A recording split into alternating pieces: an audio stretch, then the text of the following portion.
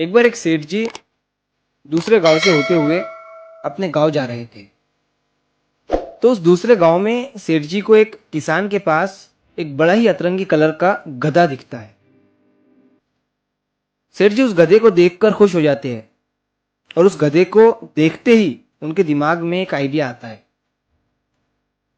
वो उस किसान के पास जाते हैं और उस किसान से गधे को खरीदने की बात करते हैं। किसान सेठ जी से कहता है कि सेठ जी ये बड़ा ही अतरंगी कलर का गधा है, मैं इसके पूरे 1000 रुपए लूंगा। सेठ जी उस किसान से भाव करते हुए उस गधे को वो 500 रुपए में खरीद लेते हैं और गधे को लेकर अपने गांव चले जाते हैं।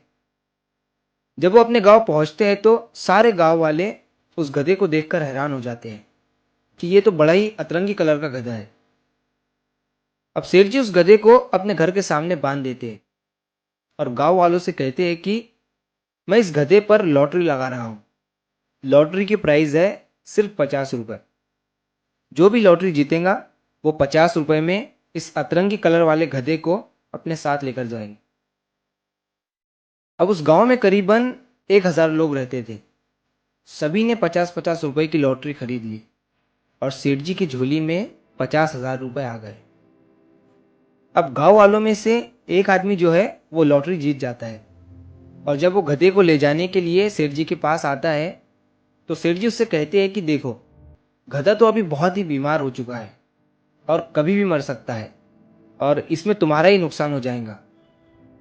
तुम एक काम करो, मैंने वो गधा 500 रुपए में खरीदा था, तुम ये 1000 रुपए रखो और वैसे भी तुमने तो लॉटरी 50 रुपए में ही खरीदी थी, उसके बदले तुम्हें 1000 रुपए मिल रहे हैं। अब वो आदमी सेठ जी की बात मान लेता है और खुशी खुशी 1000 रुपए लेकर वहां से चला जाता है। अब यहाँ पर सेठ जी भी खुश, वो आदमी भी खुश और बाकी के गांव वाले भी खुश, ये सोचकर कि हमारे तो 50 रुपए ही गए हैं। अब इस पूरी कहानी को सुनने के बाद मुझे आप बताइए, इस पूरी कहानी में रियल गधा कौन है? इस पूरी कहानी में अगर रियल गधा कोई है तो वो है गांव की जनता, जो ये सोचकर लॉटरी खरीदने लगी कि 1000 लोगों में से मैं ही लॉटरी जीतूंगा।